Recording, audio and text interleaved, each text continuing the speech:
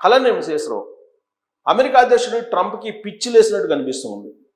తన దగ్గర ఉన్నటువంటి అణ్వాయుధాలతో ప్రపంచాన్ని 15 సార్లు క్లోజ్ చేయగలను అని చెప్పి చెప్తూ ఉన్నాడు ఆయన. మరోసారి 150 సార్లు అయినా సరే ప్రపంచాన్ని స్మాష్ చేయగలను అని చెప్పి చెప్తున్నారు. మరి ఇది ఆయన మానసిక స్థితికి సంబంధించినటువంటి అంశంగా కనిపిస్తుంది. ఆయన మానసిక స్థితి బాగలేదు, అందుకే ఇలాంటి కామెంట్లు చేస్తున్నాడా అనిపిస్తుంది. ప్రపంచాన్ని తన వద్ద ఉన్నటువంటి అణ్వాస్త్రాలతో అన్ని సార్లు స్మాష్ చేస్తూ ఉంటే మిగతా దేశాలు కాముకుంటాయా? మిగతా దేశాల దగ్గర ఏమీ లేవా? ఆయన ప్రయోగించేటువంటి అణ్వాయుధాలని అడ్డుకునేటువంటి సైన్యం లేదా? కానీ ఆయన ప్రపంచాన్ని భయపెట్టేటువంటి ప్రయత్నం చేస్తూ ఉన్నారు. At the same time Narendra Modi గారు నాకు మంచి స్నేహితుడు అని చెప్పి చెప్తున్నాడు. త్వరలో నేను ఇండియాలో పర్యటించబోతున్నాను, ఇండియాకి రమ్మని చెప్పి తన స్నేహితుడు ఆహ్వానిస్తూ ఉన్నారు నరేంద్ర మోడీ గారు. కాబట్టి నేను ఇండియా వెళ్ళటానికి ఈ ఇయర్లో ప్లాన్ చేస్తున్నానని చెప్పి ఆయన చెప్తూ ఉన్నారు. ఇండియాకి ఎందుకు వస్తున్నారు? ఊరికే రారు.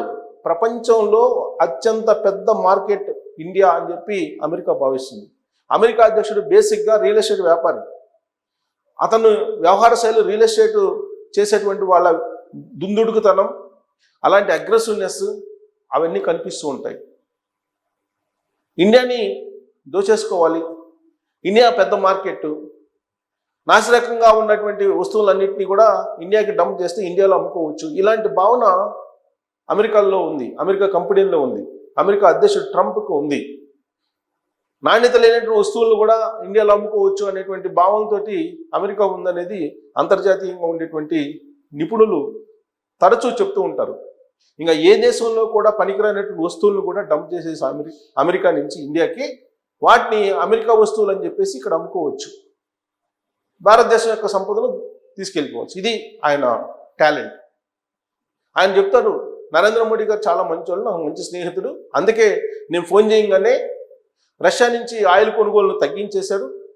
గతంలో కొనుగోలు చేసినటువంటి పరిణామాన్ని చాలా తగ్గించేసాడు, పరిమాణం చాలా తగ్గింది, ఇప్పుడు క్వాంటిటీ చాలా తగ్గింది, ఇప్పుడు అమెరికా నుంచి కొనుగోలు చేస్తున్నాడు, నేను ఫోన్ చేసి చెప్పినందువల్ల అని చెప్పి చెప్తూ ఉన్నారు.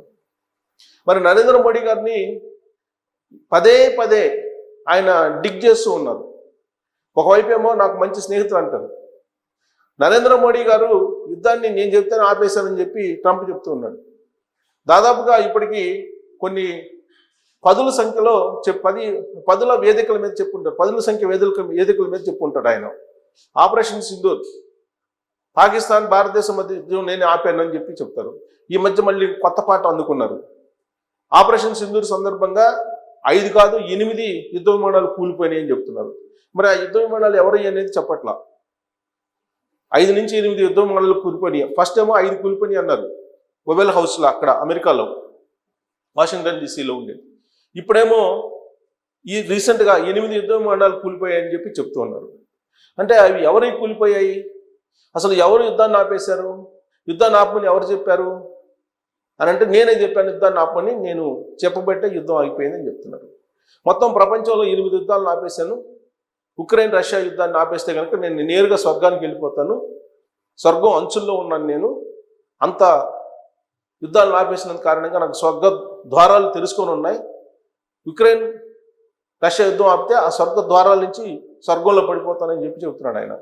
అంటే ఇలాంటి పిచ్చి ప్రేలాపనలు చేసేటువంటి ట్రంప్ అమెరికాకి అధ్యక్షుడిగా ఉన్నాడు.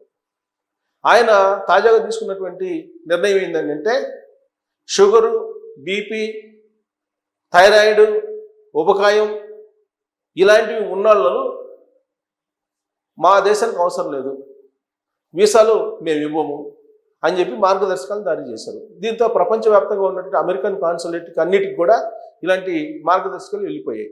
అంటే ఇక నుంచి అమెరికాకు వెళ్ళాలన్నా, లేదంటే అమెరికాలో జాబ్ చేయడానికి వెళ్ళాలన్నా మీరు ఆరోగ్యవంతులైన అయి ఉండాలి, సంపూర్ణమైనటువంటి ఆరోగ్యవంతులు అయితేనే అమెరికా ఫ్లైట్ ఎక్కనిస్తారు, లేదంటే అమెరికాకు వద్దు అని చెప్తున్నాడు ట్రంప్. రీసెంట్గా ఇల్లీగల్ ఇమిగ్రెంట్స్ మీద పెట్టారు ఆయన, అమెరికా ప్రెసిడెంట్ రెండోసారి కాగానే. ఆ తర్వాత ఏం చేశారు? చేతులు కాళ్ళు కట్టి కొంతమందిని ఆయా దేశాలకు పంపించేశాడు, కొంతమంది జైల్లో పెట్టించారు. ఆ తర్వాత స్టూడెంట్స్ని కట్టడి చేశారు రాకుండా. ఇప్పుడు దాదాపు అమెరికా లో ఉన్నటువంటి యూనివర్సిటీ సగం పైగా ఖాళీగా ఉన్నాయి. అటువైపు చోట్ల ఇండియన్ స్టూడెంట్స్ దాంతో ఖాళీగా ఉన్నాయి.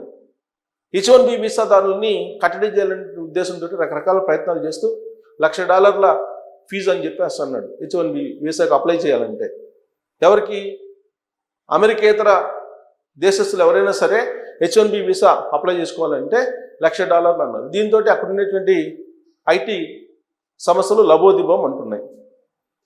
ఇక రీసెంట్గా హైయర్ అనేదాన్ని ఒకటి తీసుకొచ్చారు. హైయర్ అంటే ఏంటి, వివిధ దేశాలకు సంబంధించినటువంటి ఐటీ కంపెనీలు అమెరికా నుంచి కొన్ని ప్యాకేజీలు తీసుకొచ్చుకుంటాయి, కాంట్రాక్ట్ తీసుకొచ్చుకుంటాయి. అవి ఆయా దేశాల్లో కంప్లీట్ చేసి ఆ ప్యాకేజీని అక్కడ పంపిస్తాయి. ప్రాజెక్ట్ అంటారు. ఒక ప్రాజెక్ట్ని తీసుకొచ్చుకుంటారు. ఆ ప్రాజెక్ట్ కంప్లీట్ చేసిన తర్వాత మళ్ళీ అక్కడ పంపిస్తారు. ఆ ప్రాజెక్ట్ కంప్లీట్ చేసినందుకు కొంత అమౌంట్ మాట్లాడుకుంటారు, కాంట్రాక్ట్. ఆ అమౌంట్ అమెరికా నుంచి పంపిస్తారు ఆయా దేశాలకి. పంపించేటప్పుడు 25% నేను ట్యాక్స్ వేస్తాను, హయ్యర్ ట్యాక్స్ వేస్తానని చెప్పి అంటున్నారు. దీంతో ఆ దేశం, అమెరికా దేశం వైపు చూడటానికి మిగతా దేశాల్లో ఉండే ఐటీ కంపెనీలు భయపడుతూ ఉన్నాయి, హైరాణ పడుతూ ఉన్నాయి. మరి ఈ కారణంగా కొంతమంది ఏమంటున్నారంటే అమెరికా నుంచి మనకి కంపెనీలు వచ్చేస్తాయి, ఇలాంటి రిస్ట్రిక్షన్ పెడితే అంటున్నారు.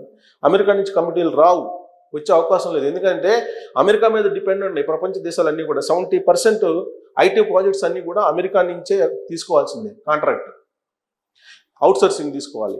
సో అవుట్సోర్సింగ్ ఇక నుంచి ఉండే ప్రసక్తే లేదు. ఇలాంటివన్నీ కూడా నిర్ణయాలు తీసుకుంటున్నారు. ఇప్పుడు తాజాగా తీసుకున్నటువంటి నిర్ణయం ఏంటంటే మానసిక వైకల్యం ఉన్నా, ఉపకాయం ఉన్నా, బీపీ ఉన్నా, షుగర్ ఉన్నా మీరు వీసాకి అర్హులు కాదు, అమెరికా వీసాకి అని చెప్పి ట్రంప్ చెప్తున్నారు. మరి ఇతని మానసిక స్థితి ఏంటి? అమెరికా దేశంలో ఉన్నటువంటి ట్రంప్ యొక్క మానసిక స్థితి ఏంటి?